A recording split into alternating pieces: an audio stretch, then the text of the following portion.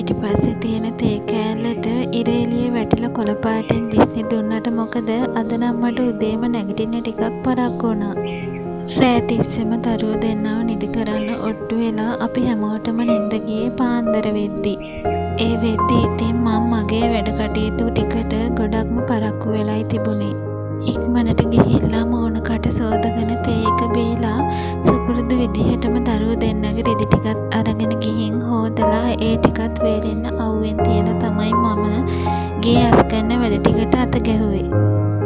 ඒ වෙද්දී චනු නැගිටලා හිටියත් එයා මගේ වැඩවලට නම් ඒ තරම් බාධාවක් වුණේ නැහැ. ඒ හින්දාම මගේ වැඩ කටයුතු ටික පහසුවෙන් මට කරගන්න පුළුවන් වුණා.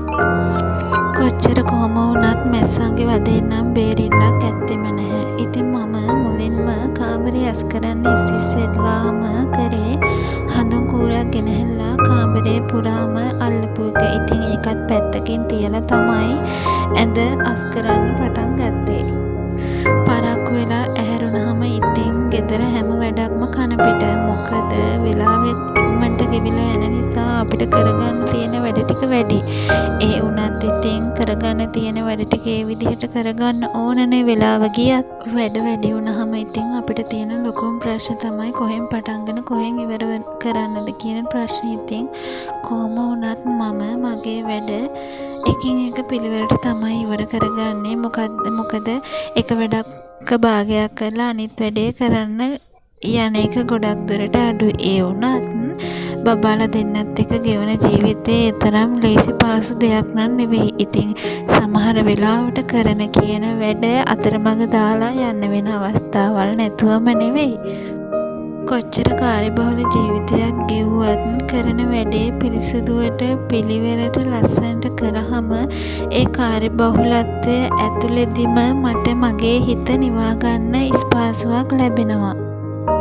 ජීවිතේ ලැබෙන හැම අවස්ථාවක්ම මග නොහැර විඳින්න පුරුදු වෙච්ච කෙනෙක් මම හැම වෙලේම ආස කරන්නේ සාමකාමී නිදහස් ජීවිතයකට. ඉතින් මට මගේ හිතේ සැනසීම විඳින්න මේ පුංචි කාමරෙත් හොඳටම ඇති. හැඩි වෙලා තියෙන කාමරේ මේ විදිහට පිළිවෙලට ලස්සනට තිබ්බහම හිතට දැනෙන සතුට මට කියලා නිම කරන්න ඇත්තටම වචන නැහැ. මම කරන හැම වැඩකම ලස්සන නිමාවක් දකින්න මම හරිම ආසයි. ඒක ගේ අතු ගාන එකද, කාමරේ අස් කරන එකද, වලං හොදන එකද කියලා ඒක මට අදාළ නැහැ. මොකද මම කරන වැඩේ ඒක අන්තිමට හැරිලා බලනකොට මට ඒක ලස්සනට තියෙන්නයි ඕනි. අපි ජීවත් වෙන්නේ පොල් අතු හැවිලි කරපු මඩුවකද, මැටි ගහපු ගෙදරකද, නැත්නම් හොඳ ලක්සරි ගෙදරකද කියන එකට වඩා වැදගත් වෙන්නේ අපි ඉන්න තැන අපි කොහොමද පිළිවෙලට පිරිසිදුවට ලස්සනට තියාගන්නේ කියන එක. අපි මේ කරන කියන දේවල් වලින් තමයි මේ චූටි බබාලා වුණත් අපි දිහා බලාගෙන ඒගොල්ලන්ගේ ජීවිත හරි ගස්සගන්නේ. මොකද මේ පිළිවෙල පිරිසිදුකම කියන දේවල් මම ඉගෙන ගත්තේ මගේ අම්මගෙන්. ඉතින් මමත් අම්මා කෙනෙක් නිසා මගේ දරුවෝත් මන් දිහා බලලා ඒ දේවල් ඉගෙන ගන්නවා නම් තමයි මට ගොඩක්ම වටින්නේ. මනුස්සයෙක්ට ජීවිතයේ අවශ්‍ය වටිනාම දේවල් අතරින් එකක් තමයි මානසික නිදහස කියන්නේ. ඉතින් මේ මානසික නිදහස අපිට අපේ ගෙදරින්ම ලබන්න පුළුවන් නම් ඇත්තටම අපි ගොඩක් වාසනාවන්තයි. මට මං වෙනුවෙන්වත් වෙන් කරන්න කාලයක් නැති වුණාට මම දරුවෝ දෙන්නත් එක්ක ගෙවන ජීවිතයේ ඇතුලේ මම මගේ නිදහස ඒ දෙන්නගෙන් විඳිනවා. මේ ජීවිත කාලය තුළ ජීවත් වෙන හැම මොහොතකම අපිට ඉගෙන ගන්න මොනවම හරි දෙයක් තියෙනවා. ජීවිතේ හරි පුදුමයි. කාලෙකදී උයන්න පියන්නවත් දන්නේ නැතුව හිටිය මම අද දරුවෝ දෙන්නෙක්ගේ අම්මා කෙනෙක්. ඉතින් ඒ අම්මා කියන වගකීමෙන් මට මොහොතකටවත් ගැලවෙන්න විදියක් නැහැ. ඉතින් මම ඒ අම්මා කියන භූමිකාව තුළ ජීවත් වෙමින් කොච්චර කාර්යබහුල වුණත් ඒ දරුවෝ දෙන්නට හොඳ අම්මා කෙනෙක් වෙන්නේ කොහොමද කියන එක හැම මොහොතෙම කල්පනා කරනවා. අපිට අපේ ළමා කාලය ගැන ඒ තරම් දේවල් මතක නැති වෙනකොට අපේ ළමා කාලය ගැන මම මනසින් මවාගන්නේ මගේ දරුවෝ දෙන්නගේ ක්‍රියාකාරකම් දිහා බලලා.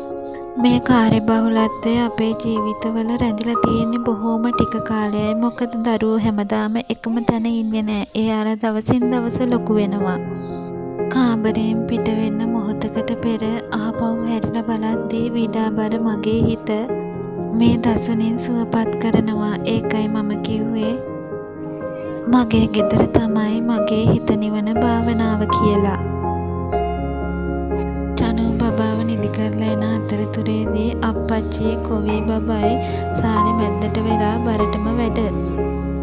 අපි හැමෝටම එකට ඉඳගෙන කෑම කන්න තියෙන ඉඩකඩ බොහොම අඩුයි. මොකද දරුවෝ තාම පොඩි නිසා එක්කෙනෙක්ගේ වැඩ එක්කෙනෙක් කරනකොට අනිත් කෙනා තමන්ගේ වැඩ ටික කරගන්න ඕන. ඒ විදිහට තමයි අපේ දවස ගෙවෙන්නේ.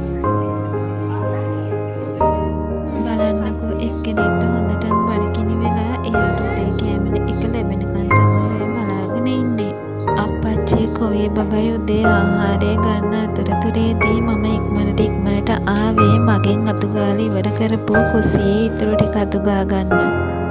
චූටි බබාලා ඉන්න ගෙදරක් නිසා අපිට කොහොමවත්ම අපේ වගකීම් වලින් බැහැර වෙන්න බෑ. ඒ නිසාම ගේ දොර අතුගාලා පිළිසිදුවට පිළිවෙලට හැම වෙලෙම තියාගන්න මම ගොඩක් උත්සාහ කරනවා. උදේ කෑම එකවත් ගන්නේ නැතුව මම මේ කඩිමුඩියේ මේ වැඩ ටික කරන්නේ ඉක්මනට ගෙදර වැඩවල නිමාවක් දකින්න ඕන නිසා. දරුවෝ දෙන්නගේ වගේම මේ සුරතල් සත්තු දෙන්නගෙත් ඕනෑ එපාකම් හොයලා බලලා කරන එක මගේ වැඩ කටයුතු වල තවත් කොටසක්. ගේ දොර අතුගා ගන්න වැඩ ටිකේ නිමාව සනිටුහන් වෙන්නේ මෙන්න මෙතනින්. කොයිම වෙලාවකවත් ගේ දොර පිරිසුදු කරගන්න වැඩ කටයුතු මට කරදරයක් කියලා හිතෙන්නේ නම් නැහැ. මොකද මම ඒ දේවල් කරන්නේ ආසාවෙන් නිසා මට ඒ දේවල් කරලා ඒවයින් මට ඇත්තටම සතුටක් ලබන්න පුළුවන්. ඉතින් ජීවිතේ සතුට කියන දේ ලබන්න මහා ලොකු දේවල් ඕනේ නෑ. මේ විදිහට ගේ දොර අස්පස් කරලා පිරිසිදුවට පිළිවෙලට තියාගන්න එකෙත් අමුතුම කලාවක් සහ ඒකෙන් අමුතුම සතුටක් ලබන්න පුළුවන් කියලා මම ඉගෙන ගත්තා. මේ විදිහට ගේ අතුපතු ගාලා ඉවර කරගත්තට මොකද මේ ගේ අතු ගාලා ඉවර කරලා මම ආයම කුස්සියේ ඉඳලා සාලෙට රවුමක් යනවා. මොකද මට මං අස් කරපු මම අතු ගාපු දේවල් වල ලස්සන විඳින්න ඕන නිසා. පිරිසිදුවට පිළිවෙලට තියාගෙන ඉන්න මගේ පුංචි නිවහන මට මගේ හිත නිවන එක්තරා විදිහේ භාවනාවක්. ගේ ඇතුලේ තියෙන සාමකාමී නිස්කලංක බව විඩාබර මගේ හිත මොහොතකට හරි සුවපත් කරන්න සමත් වෙනවා. අව්වයි වැස්සයි අද දවසේ කරට කර සටනක. ඉතින් ඒ සටනේ සටන්කරුවෙක් වෙන්න මටත් අද පුළුවන් වුණා. ඒක ඉතින් ලේසි පාසු වැඩක් නන් නෙවෙයි. දවසින් භාගයක්ම මේ විදිහට ගත වුණේ රෙදි ටික වේල ගන්න. ඒ මේ අස්සේ රෙදි ටික වේලෙන්න දාලා උදේ කෑම එකත් මේ විදිහට මම සෝදානම් කරගත්තා. රෙදි වේලන අතරතුරේ මිදුලේ තියෙන රඹුටන් ගහෙන් රඹුටන් ගෙඩියක් කඩාගෙන අතුරුපසට එක් කරගන්න මමයි කොවි බබයි අමතක කළේම නැහැ. දෙන්නත් එක්ක රඹුටන් ටිකකුත් කඩාගෙන සාලෙටම අරගෙන ගිහිල්ලා අප්පච්චිත් තවුල් කරගෙන රඹුටන් ටිකක රස බැලුවා කාලෙකට පස්සේ. අද ඉතින් අපේ තේ කෑල්ලේ දළු කඩන දවසක් නිසා අම්මා නම් හිටියේ තේ කෑල්ලේ දළු කඩන ගමන්. 12:00 විතර වෙනකොට දළු ලොරියත් ගෙදරටම ආපු නිසා ඊගාවට අපි ලෑස්ති වුණේ දළු ටික පුරවලා ලොරියට දෙන්න.